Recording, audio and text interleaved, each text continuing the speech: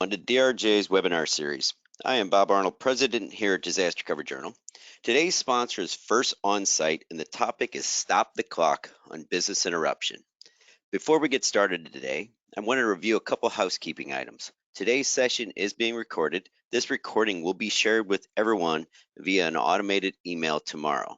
Attendees are also in a listen-only mode. If you'd like to ask any questions, please use the question panel you'll locate on the right-hand side of your screen. We'll answer as many of these questions as possible at the end of the session. And now back to today's topic on stopping the clock on business interruption. To help moderate and drive the conversation today, I'd like to welcome and turn it over now to my good friend, Vanessa Matthews. Hi, thank you, Bob, and welcome to all of the attendees.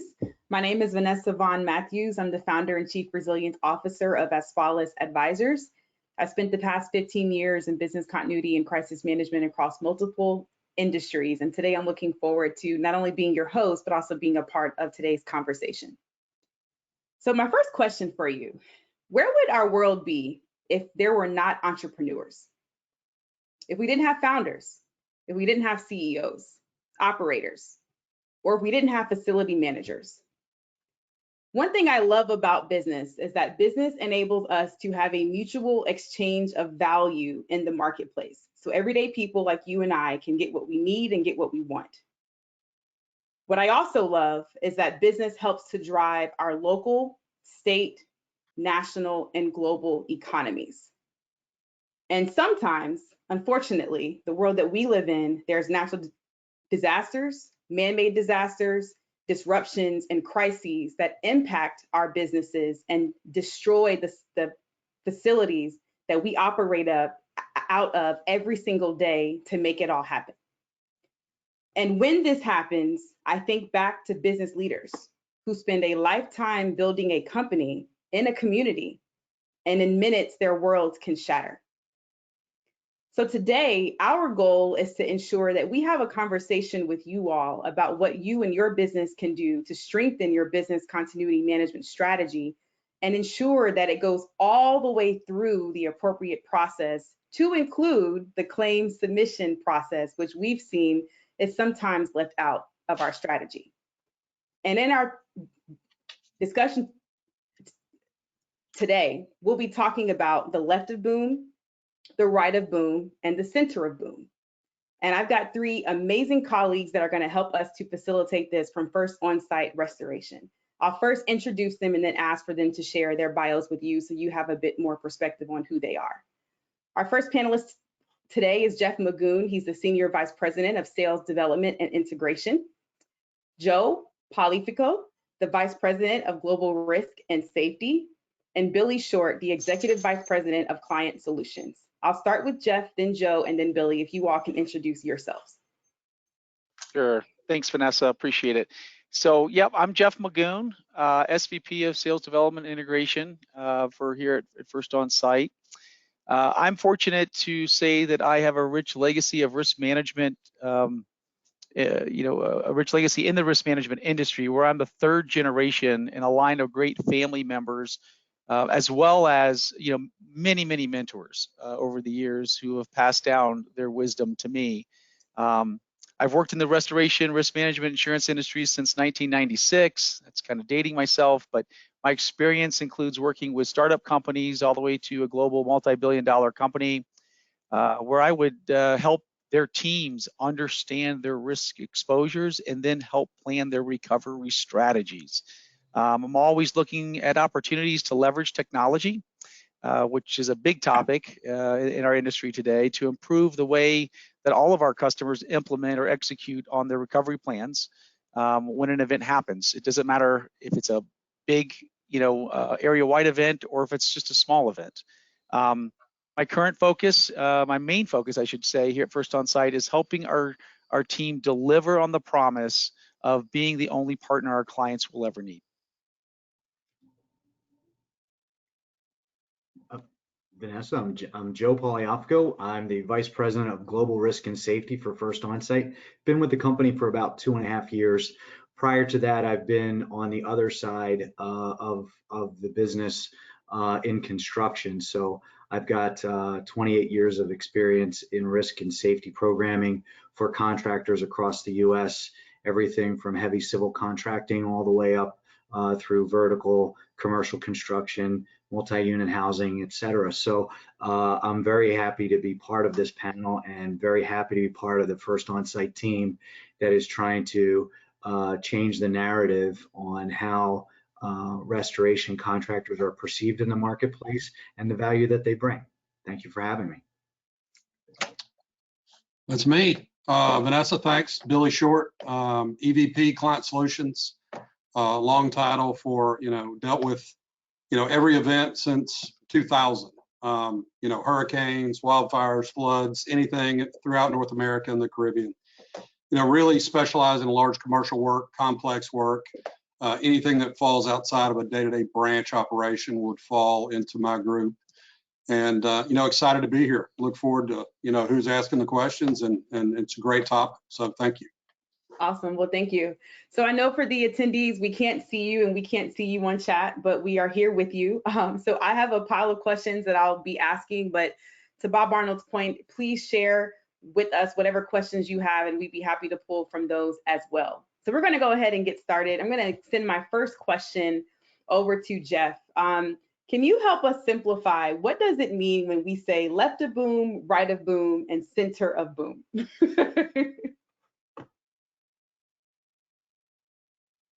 And you might be muted. Okay, I was muted. Sorry about that. Yes, happy to. It's kind of a funny saying, but I think it really simplifies how we look at things and when an event happens, right? Boom is the event, whatever the event may be, right? And boom is, if you think of it, it could be a pipe that burst, it could be a hurricane, it can be a tornado, it can be any type of event that's going to create some sort of damage, right? Some sort of problems for your facility. Right of boom, which we're so well known for, and as Billy had explained earlier, that since 2000 he's been working in boom and right of boom on a daily basis. That's when, what do you do when boom happens? And there's a struggle right now, and that the easier that transition is, the better the the experience you're going to have. So that's the right of boom, all the things that you need to do to recover. And then left of boom, which is really the proactive side, right? Billy said something to me the other day, and what was it? He said, we really need to ignite proactive thinking in a reactive space, right, that we're in. And that's really what the left of boom is. It's that proactive, the planning, things like that. If you think about, you said earlier, Vanessa, we're having so many events, right? The COVID pandemic, a lot of companies weren't prepared. The hurricanes, Katrina, Harvey, Irma, Superstorm Sandy, there's a number of events that are happening, and the frequency is increasing, right? A couple of statistics, and then I'll turn it over to Joe. When we talk about, you had mentioned, earlier, when we were talking about why this topic, why should we be talking about this now? Because it's so important with all the events that are happening and the frequency of these events, and now the severity of them, right? And I got some good statistics from FEMA. Following any type of event or disaster, they say 40% of businesses do not open immediately after that event, and then another 25% fail in the first year. And then the United States SBA, Small Business Administration, said 90% fail within 2 years after that. So it's pretty scary to think that so many people out there are needing help, and we're really trying to help work more on the entire process, right? The left of boom, all the way from communication from boom all the way into the work. Thank you for that. Joe and Billy, do you have anything you want to add to it? I can just add a couple of different things. I mean, being new, primarily new, relatively new to the restoration industry, I know that when I was a risk manager, the idea around business continuity planning for any of the businesses that I was involved in, it always focused on a lot of that internal communication. It always focused on the who, what, when, where, and why. And it was a lot of internal. we very rarely look to our external partners to help out with that process.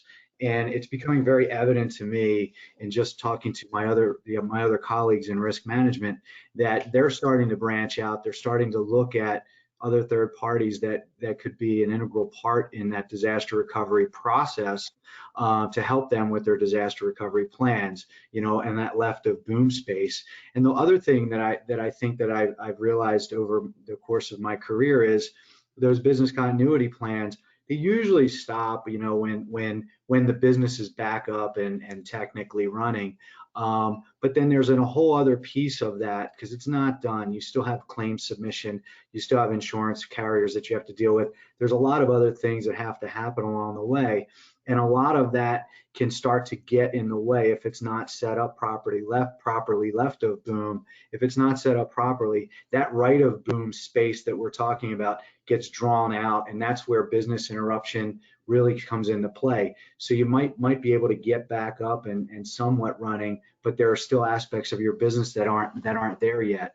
And the idea around that proper planning left of boom is to really reduce that right of boom piece so it flows very, very quickly and efficiently. Awesome. Thank you for that. So I want to stay a little bit in the left of boom.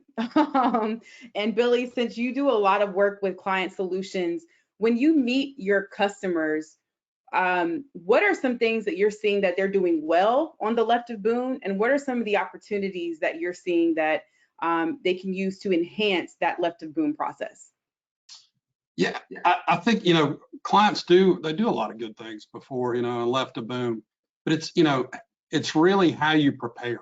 And it's, if you don't take an honest evaluation of what your business is and how prepared you are for anything, it's just like if you're in the manufacturing business, if you don't have a pulse on, your supply chain and what's happening and make sure you can keep up with it, it's the same thing, right? You're going to have a shortfall, right? When it comes time to filling orders, it's the same process. If you don't spend the time preparing for things when the weather's nice, it's going to be harder when it does happen and surviving those things. And little things like, what do you do with your staff when an event happens? What do you do with your data? Is it protected? Can you carry on if your building has catastrophic damage, right? All those things where you spend time left of boom helps you survive boom. Thank you for that. So left of boom, we talked about a lot of disasters, some stats that have been made available. Obviously, the frequency of events are happening much quicker. And personally, we're seeing sometimes programmatic budgets don't support what the actual threats are. So can you guys give a bit of perspective on what are the types of claims that are most common that you're also seeing? I'll jump in. I think, obviously we deal with property restoration and that the physical space that companies need to operate within to sell their widgets and do their business. So the property side is primarily where I think you're seeing a lot of those losses. Some more statistics, I think, from 80 to 99, there's a 57%, or from 80 to 99, and then 2020, these two 20-year deals. From 80 to 99, and then just to 2020, there's a 57% increase in CAT events that would classify as CAT events. And those costs are about 30% more expensive in the past 20 years than they were the previous 20 years. So you're seeing these things happen at a more frequent rate. They're more expensive. And one thing that we're starting to see is a hardening within the insurance market for coverage on certain perils within the space. So trying to get your business insured is going to get more expensive. There's tighter capacity in the marketplace. There's tighter restrictions on that. So whether we've got risk managers on here or operations folks, the level of coverage that you're going to be able to get with it in the future on these property losses are going to become very, very tight. So I think that there's got to be a lot of discussion around internally within those companies, what are you doing on a preventative side left of boom to make sure that when boom happens, you're doing exactly the right things and you can respond fast enough so that you can get your business up and running. But then also you're going to have to start to explain what you're doing left of boom to your insurance carriers. So there's going to be a lot more people, a lot more entities that are in play, like the carriers, that are going to have to cut a check. They're going to want to know what you want to do. So all those types of considerations have to come into play. And a key piece of property coverage is that business interruption. A lot of folks, and I was one of them, you don't necessarily know how much business interruption do I want to buy. Do I want to buy $1 million? Do I want to buy $10 million? And that business interruption covers the downtime when your business is out of commission.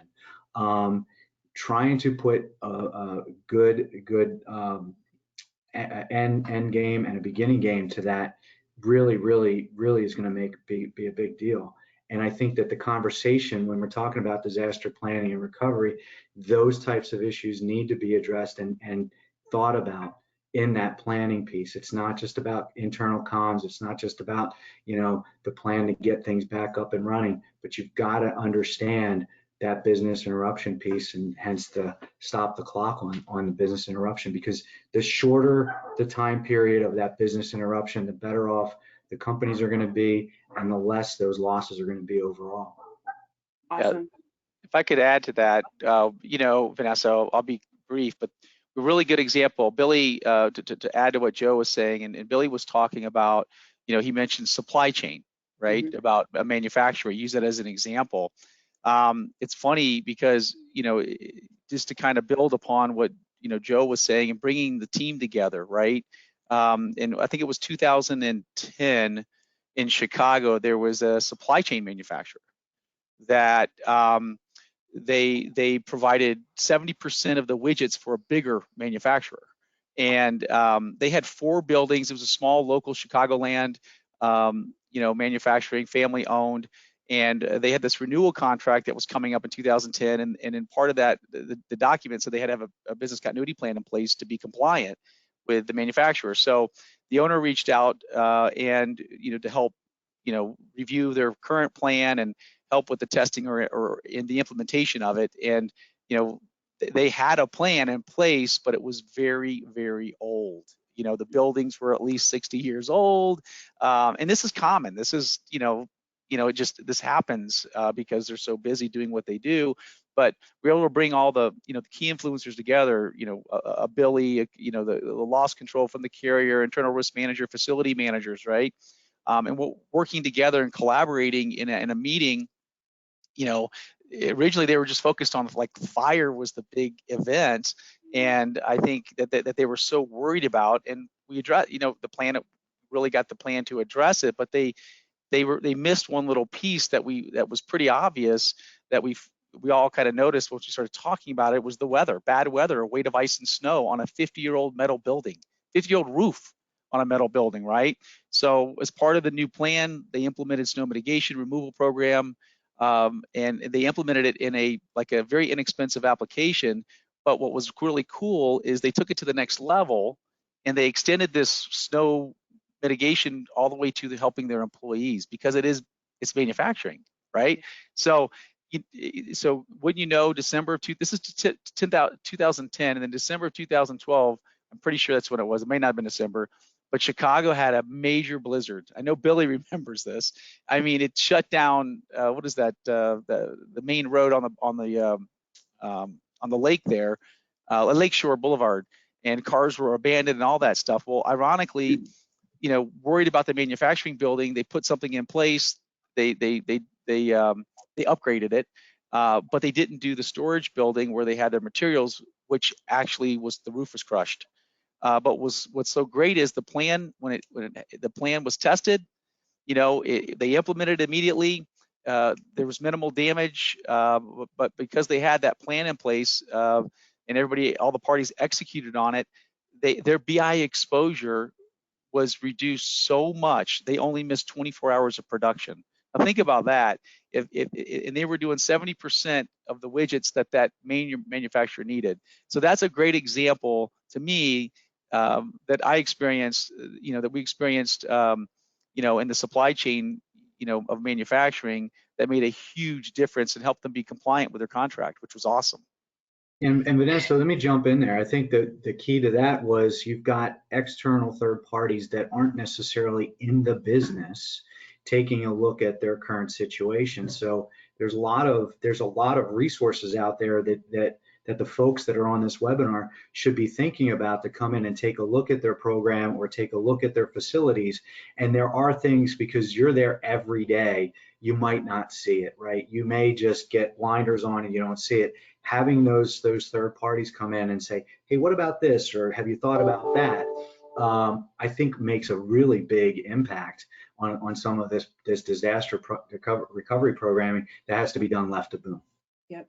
Well, the other thing that I thought through is, one, the importance of a partner, but two, the importance of a partner that's thinking about the very last step before you even get there. And then the third thing I heard you say was, you helped us save some money. That's always important. It comes down to it. Right. I bet our clients can appreciate that. So you actually bring up a really great point, and I want to go back to Billy here. And I think, Jeff, you actually asked the question. So we're in boom. Now what? And from my perspective, it sounds emotional. It's a lot of decisions. Things are coming fast. In some parts, they're probably depending on you, Billy. Can you talk us through, we're at boom and now what? Yeah, it's unfortunate, right? You see me, something's happened, right? And it's kind of like when Jim Cantore is on your beach before the storm's coming, right? There's no good things happening. But it's a chaotic situation, right? I mean, chaos has happened. Potentially the most catastrophic thing happening to that person that they can imagine. Whether that is, in our instance, dealing with a commercial building, or someone in their house has been affected, right? It's all a peril that they didn't want to have to deal with, and now they're forced into. And that chaos is either being managed properly because you spent a lot of time pre-planning and contingency planning to survive this event, or you are picking up the phone trying to understand what it takes to survive this now. And the best preparation for this is for it to happen, right? If unfortunately, that's what happens is, clients that have been through catastrophes or whatever boom is, are more prepared to handle it the next time. We want to get to the clients and the businesses that haven't had it happen. And that's really what this is about, right? The frequency of these weather events is increasing, right? Cyclical things that have happened in the past, maybe once every couple of years, are now coming annually. And so the percentage of people being affected by catastrophic events is going up. And that's the reality. So how you prepare for it in boom, who do you call? Do you have a plan? Do you have a partner at all? Or are you going to pick up the phone book and see who's available, first of all, and who fits your needs? What's important for your business to survive? And that takes a really honest interpretation of what it is. And if you haven't done it beforehand, you're at a disadvantage. You're potentially going to become one of those statistics that don't survive an event. Because you need to look at it. If you're in a manufacturing business, what is actual critical? What is your critical path? What do you have to make sure absolutely stays online to serve your business clients, right? Where is it? And if it's a production facility, right? What is this line, this product, all these things have to stay going, and really put together a critical path for us to help you get back into business. That's the hardest part, is taking an honest look and seeing where you are. And if you haven't prepared, be honest, like, I don't know. Let us know what we can do for you as soon as we get there, and be prepared to make decisions quickly. That's really a lot of what it is, surviving with your business after a catastrophe, is making decisions. I'm in the decision business, and we have to make big decisions, minutes, hours, to help you survive. You need to be in that same pace. A lot of times people are hesitant to know what triggers they can and can't pull.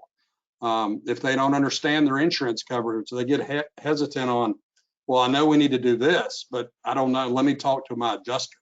You know, and all these things are minutes on the clock that if you don't understand what it looks like, you know, your business is at risk, you know, further and further and further. Yeah. And Vanessa, one other thing too that I think that needs to be given some consideration, and Jeff touched on it. You know, if you get a boom situation, it could be an area-wide event. It could be a hurricane, it could be a derecho, it could be fire, it could be a lot of different things. And understanding how the plan that you have in place is affecting or can be affected by lack of people to execute, right? Because people are going to be dealing with their own personal things as well as the company will be, right? So if you live down the street from the company, you have an area-wide event, you might have to take care of your stuff first before the company. So you have to have a plan that is resilient enough and can still function without some of those key members sitting at the table. It's not like, okay, something happens, well, let's take our book out, we'll sit around a table, decide who we call. It doesn't work that way. So you've got to have a plan that's resilient enough that takes into account that some of those folks that are part of that plan may not necessarily be available to help you at that time. Mm-hmm. So this takes me back to a couple of things that I did prior to entrepreneurship. So in the manufacturing and aviation business, I've seen facilities destroyed, whether it's because of aircraft, whether it's because of fires. And depending on the size of the company, when those things happen, you might be dealing with the head of security operations to potentially the head of operations for the company. And then I've seen some middle market companies that might be 100 million with 50 employees.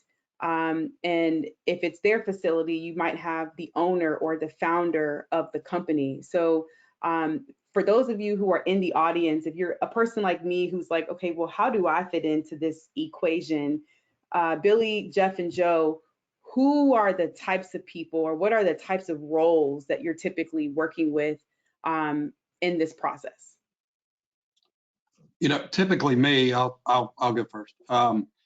You know, we ended up interacting a lot with either director of facilities or someone that is, you know, director of maintenance, depending on the, you know, what the project is.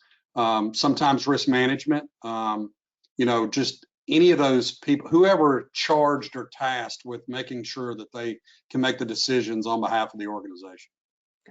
Okay. Jeff or Joe, anything you want to add there? It could be any of the above. I think, you know, we have to be prepared to deal with, and that's where, you know, we try to, with our clients, we try to work so much left of boom to identify who those key players are, that we know them, they know us, so that when something does happen, we know exactly who we're dealing with. The last thing that I don't think is helpful in any event is if you're getting a phone call and you don't know who's on the other line, you don't know if they have decision-making powers, you don't know who's going, or worse, sometimes you'll get 2 or 3 different people from the same company calling and trying to line things up, which is not optimal as well. So there's lots of different stakeholders in an area, in an event, in boom, and trying to identify who those people are ahead of time, internally and then externally, are going to be very, very important. Awesome. Thank you for that. So just want to check in with the audience. Thank you guys. I see the numbers are going up, so we're excited that you are here.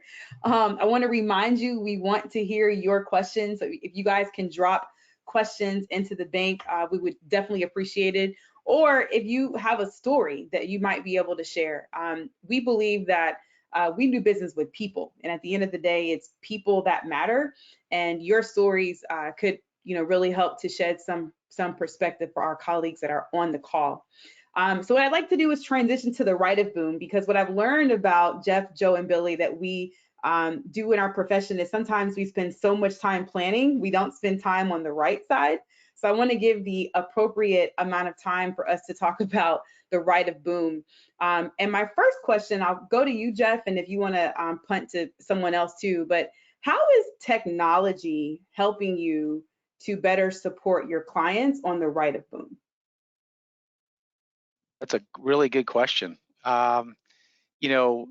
technology is a big part of what we do on a day-to-day basis every day, right? That's where we're getting our data. That's how, Billy lives in technology and people, and he has to bridge that gap. And, he's the translator, if you will, with so many individuals in our organization. Technology is a key from job management, right, to understanding where we're making a big investment of understanding how our clients can use us best, right? What our losses look like, what the perils are, what the frequency is, what the severity is. How do we communicate with our customer? How are we more transparent with what's going on in our business, right? So we're making actually a major investment in technology right now for us, and more importantly for our customers, right? So that we're prepared, we can mobilize, and we can take care of our customers when an event happens and when they're in need. Does anybody else want to add to that? I could talk about technology for 2 hours. So. Well, I'll say this. I mean, I think data is everything, right? Analytics is starting to become something that becomes very critical. And just with our company of our 25 years in existence, we've got lots of data, right? And the idea is to take that data and help our clients make better decisions within their plans. I think, and I'm sure that everybody, and I've sat on this side of the table as a risk manager, right? You start to play scenarios out in your head and you start to think about that impact. Well, imagine if you had some good data that would say, okay, well, here's my exposure on the coast. If we had an area-wide event, how long will it take me to get back up and running? Because I've got 3 buildings that are critical to my business, and how fast can they get rebuilt if they were severely damaged? Information like that would be very valuable in trying to work your plan and try to do that. I think our goal in the future is to mine that data and start to share that with some of our clients so they can start to do better planning left of boom. Awesome. Yeah, Vanessa, there's a lot. I mean, there's a lot of technology that's helping us, right?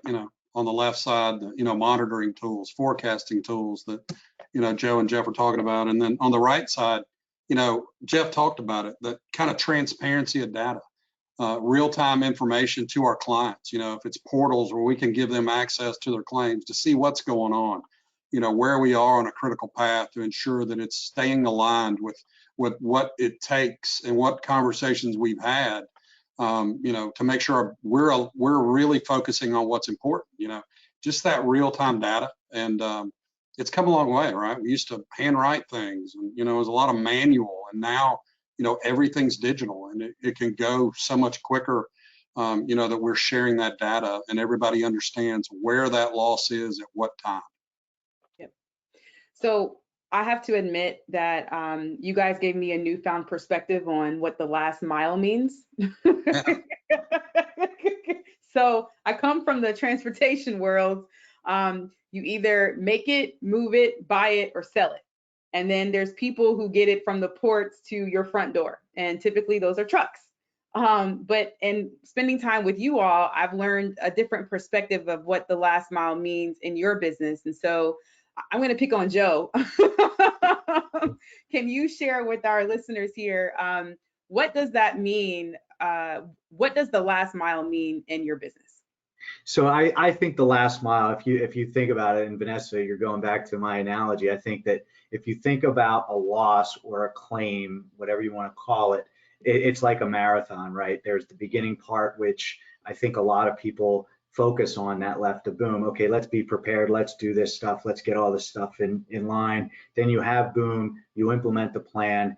And like I said in the beginning, I think a lot of that planning kind of stops when the business kind of gets up and running. That last mile, though, when you're talking about it from an insurance and a risk management perspective, becomes very important. So getting that documentation together, that's going to be something that your insurance carriers can look at, because let's face it, nobody on this call is probably self-insured to the event that they don't have insurance. There's going to be an insurance claim when boom happens.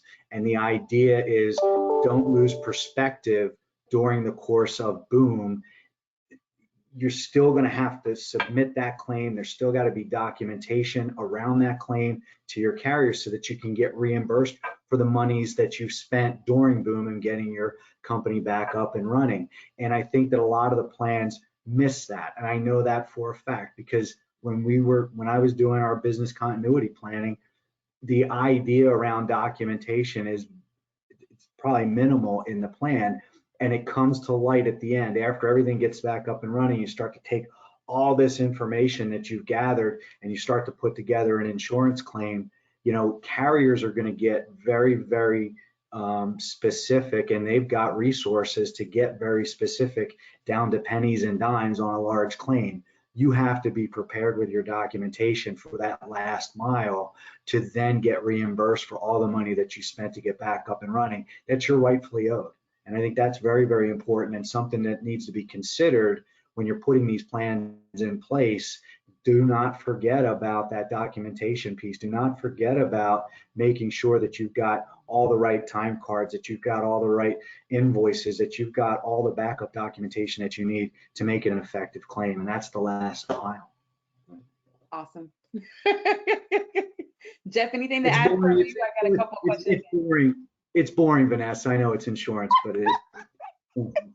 Well, I'll just touch on, you know, going back to what Billy was saying and what Joe was saying when he talked about the last mile and our investment in technology, right?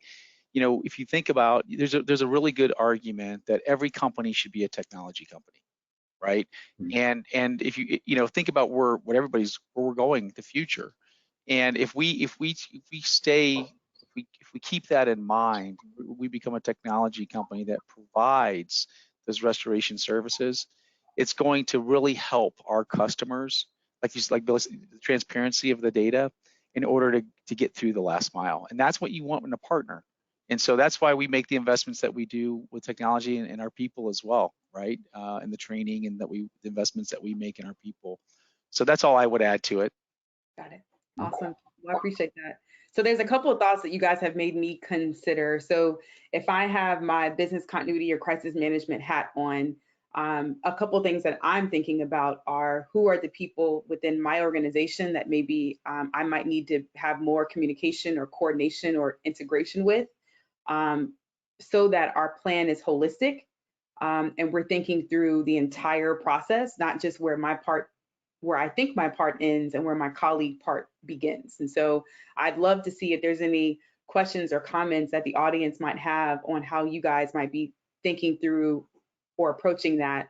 But in the interim, we've got a couple of questions, and I'd like to thank Beth West and Sam Bergman for your questions. Sam, I'll start with yours. His comment is, after everyone is safe, what I'm most concerned about is shipping product to my clients and providing a paycheck to my team. And interestingly enough, personal story, we had a client in COVID and I said, what's your top priority? And she said, everyone gets their paycheck, they get their health care, and they have a job. Anything else, I don't care. But as long as we can do those three things, then we're fine. So back to Sam's question, if repairing my warehouse is more expensive as we fast track work, who pays for the increased costs of construction for working 24/7? Well, I'll jump in. I mean, typically the companies that are affected by an event, they're the ones that are primarily going to have to front the cash for that.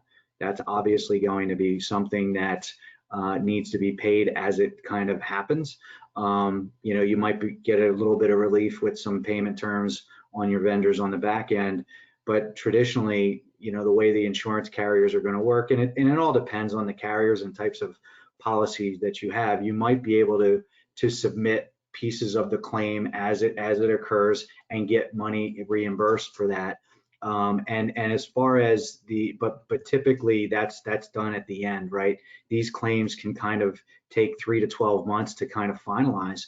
So a lot of companies have to kind of put that cash and that money up front and outlay that prior to the carrier stepping in. Again, it depends on your carrier and what your agreements are. And I would push for your carriers to be able to, you can be able to, get some payments along the way for a large event. I would push that in your terms and conditions within your policies and talk to your insurance broker on that. And as far as the escalation, I think, most of the policies that I've been a part of and in my career always take into account, hard costs, right? The cost of materials, which we're talking about here, are covered. The amount that you might need, though, you might have to check your limits and make sure that you're buying a policy that has enough limits to cover that, so that you don't necessarily have an escalation piece in your property policies because you're buying limits. If I have $1 million limit on a building and it costs me 1.2 to rebuild, I'm going to get $1 million out of my carrier, and that's it. So those types of escalation and those pricing increases need to be addressed on an annual basis when you do your insurance renewal. Awesome. Thank you for that. I agree, Joe. I think there's also, Vanessa, it also, to kind of answer Sam's question, it also depends on the loss and the type of industry that they're in as well, a little bit, right? I mean, from the standpoint of, this is all part of the planning.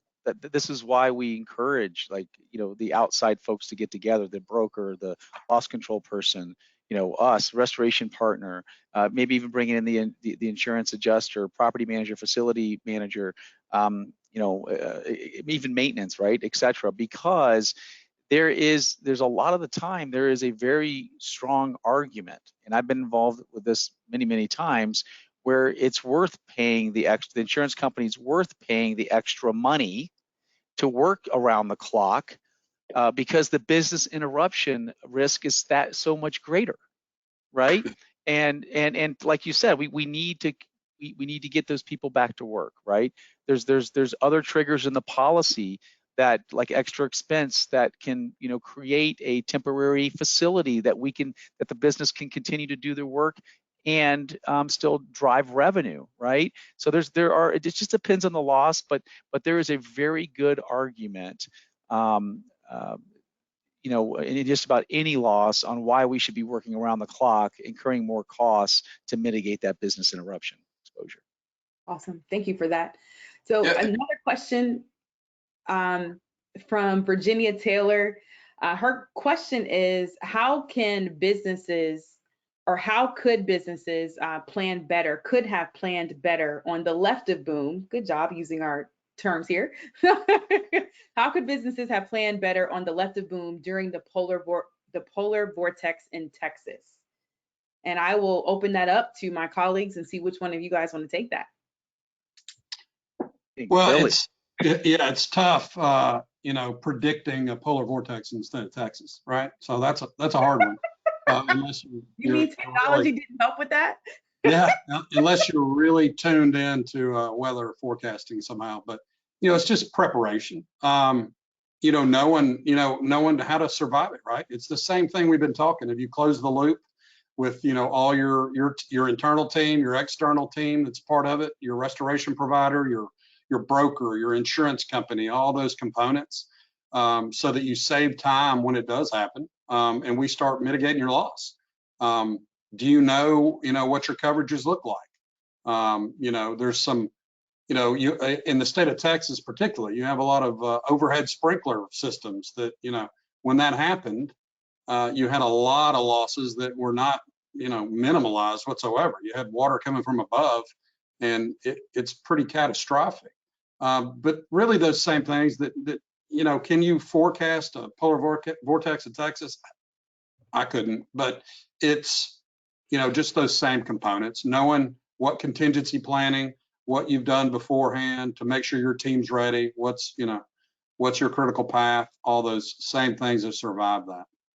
And one thing I think that Texas that I learned from going through the polar vortex, and I didn't go through nearly as much as Billy and the construction team did, is that I think that when you're talking about these business continuity plans, they can't just be localized, right? So if you're looking at local vendors to help you recover, because you're probably not thinking, I'm sure that people in North Texas weren't thinking that they were going to be affected in some statewide event, right? So you're think about the insurance carrier's response is getting strapped because everybody's putting in a claim. Homeowners are putting in claims, commercial folks are putting in claims, everybody's putting in claims. So you're probably not going to get those resources that you would normally expect if it was just a loss that affected you. Now that you've got this area-wide event, so if you're lining up vendors, if you're lining up those third parties, you have to now have conversations with those third parties and say, wait a minute, we can't just rely on local resources to help us out. We may have to look to folks to come from out of state and other resources. So when you're talking to those third parties, you've got to make sure that they can respond to another event that's area wide that affects a lot of folks at the same time, not just very, very focused on you. And you've got to make sure that they can respond and have the resources to do so. Awesome. Appreciate that. That's a great point. There's a lot of, there's a lot of providers out there in what we do that service a lot of people, right? But it's another thing to have a relationship and someone that's helped you prepare your business to survive these catastrophes. So when it does happen, you've got someone that's really working on your behalf, or you're in line waiting to be serviced, right? And it's those relationships that really get you through these events, right? Whether it's a polar vortex or, you had a fire or whatever the case may be, you've got to be just as important to that provider as you are, to someone else. So it's really key that, you've got a good partner in business to help you through this. Mm-hmm. Absolutely. What I've seen in the past, at different companies is just pick up the phone often. Right. How are you doing? What has changed? What's going on in your business? That's that relationship piece. And I mean, for most of us in our profession, we lead through influence by the work that we do. And being able just to maintain those relationship skills is one is transferable, but two, it goes a long way in our business. Next question is about a scenario. So let's just say that you are a company and one of your clients, let me just actually read the question. So the question is, what kind of insurance should a company carry? If you have insurance that would help protect you if a client doesn't think that you prepared them adequately, for example, what type of insurance should you carry in that scenario? It's E&O, right? So. Yeah, I would say that's errors and omissions. And I think it comes back to the contractual provisions that you have with with your client, right? What are the expectations? Are you going to be held to the same standards that you would in normal circumstances? And I think that you've got to really take a look at that. That would be errors and omissions, because it would come back to some contractual indemnification to deliver a widget, right? You're going to deliver a widget to your customer, and now you can't because you're down. I think two things happen there. Either your customer is going to come after you because of your contract says that you're going to pay so many dollars per day if you don't deliver. That's one way. The other piece is I'd be more worried about them just moving on from you and finding another vendor to deliver that widget, right? So that's another piece. So you're talking about, your reputational risk. There's no insurance policy for that. So I think it's mostly errors and omissions. But I would also talk to your broker about that too, because if you're in the business of providing those widgets down the line, and you're the break because you had an event that affects your business and you can't deliver, that's something that you've got to talk to your insurance broker about your specific situation, and see if there's a product out there that can help mitigate that if in fact it occurs. I would add one little piece to this. I agree with what was just said, and I would just add why this is a good question, and it's so important for the client, right? To encourage the collaboration of that insurance broker, loss control, whatever stakeholders they think to meet with someone, like a Billy or Billy's team and Joe, we look at ourselves as thought leaders because we have been through so many experiences, and we can tell you what we can pull on a job in Michigan or a loss in California or a loss in Florida that we can pull on to provide a different perspective, even for that broker in Texas, right? Because it was so hard. How could you predict a polar vortex, right? So, I think one of the things we're talking about E&O, that type of coverage, which nobody really wants to go through an E&O claim. It's a nightmare. But really getting folks, your contractor engaged and involved, because we can probably provide a different perspective and some data that would maybe help cover some of those losses that may have been either sublimited, didn't have enough coverage, or maybe not covered at all. Because we're seeing those insurance changes state by state, whether it's mold, the reduction of mold coverage in states that have high humidity, to maybe even wind and hail and property damage as well. So I think I just encourage the collaboration of having this type of left the boom meeting, even if it does happen after an event. As Billy said, we all get very wise after we go through the catastrophe. So absolutely, I appreciate that. I think it's a key point, right? There's a lot of planning that can take place beforehand that just makes you so much more prepared. I'm seeing that, Vanessa, I was jumping ahead really, so go on that next question. No worries. Well, thank you. So we've got about 9 more minutes, and I want to be super respectful of people's time, but I think we can get it all in. So there's another question from Sandra. You've given us some great recommendations. If you had to pick one item for people who are new in developing business interruption processes, what would that one item be? Now can I go? Yes. There's a lot of things you can do, but first thing first, just have a plan, right? Just spend the time, and it could be very rudimentary, right? Like, who do I call? What do I do with my staff? Is my data protected, right? It could be just that, but just have a plan.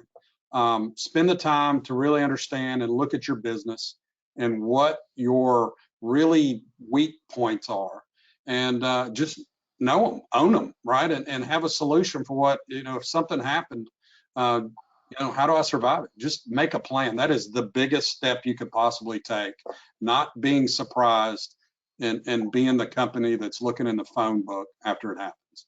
I do have one thing, and I think that this was, we as we start to put plans together as risk management folks and operation folks, you can build a manual with all kinds of different scenarios.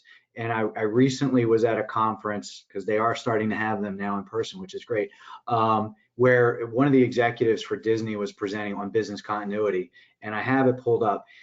They said, these are the things that you need to think about when you're starting to plan. You need to think of 4 questions.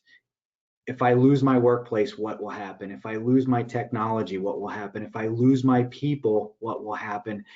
Or I lose a key third-party provider, what would happen? If you start with those 4 questions, I think the plan will start to develop itself, and you'll start to expand what that plan would look like down in the future. But I think if you start with those 4 basic things, I thought that was pretty insightful. Awesome. Thank you for that. So here's another question from Aaron's, our last audience question, and I have one more before we wrap up. What would this team recommend, Jeff, Joe, and Billy, to clients to better integrate people like you to be a part of their contingency response organization? Call us. Just call me, right? I mean, that's it, right? I think that's a big change, and really we want to drive that change. Is we're not just the ones you call when a disaster's happen to strike your business, and the typical restoration, like I've got a lot of water, I need it extracted, right? Or my roof's missing, I need that. It's planning, right? We can be an integral piece of your planning, from the technology we're now approaching with, and just our the history, experience we've had. I mean, just we had some light moments where we discussed just simple items, knowing what your roof is. So if it has damage, then I show up with TPO instead of, a modified roof because you have TPO. It's those little things that just make your partner more effective to help you through things. Do you have the ability to hook a generator to your building, or do I need an electrician to show up? It's those little things that we can really help you with planning. Yeah. It is that simple. And I think, Vanessa, one of the things is, with First OnSite, we've got a lot of experience. Obviously we have a lot of stories, engaging us in that pre-planning and picking our brains about things that we've seen in the past that could potentially happen in the future, I think is important, right? It's just another data point for our audience to have to think about with their planning specifically. So thank you for that. All right, we've got about 2 minutes and just in time for our last question and next steps. What does the future hold in this space? Jeff, you want to take a shot at that? Sure. I think you've heard it on this conversation, on this call, this webinar about, and Billy and Joe just said it again, we think proactively, right? I think the future holds in this industry is really that, that proactive thinker. We're doing things right now to be part of the future, right? To make that change, to drive, change some of the behavior.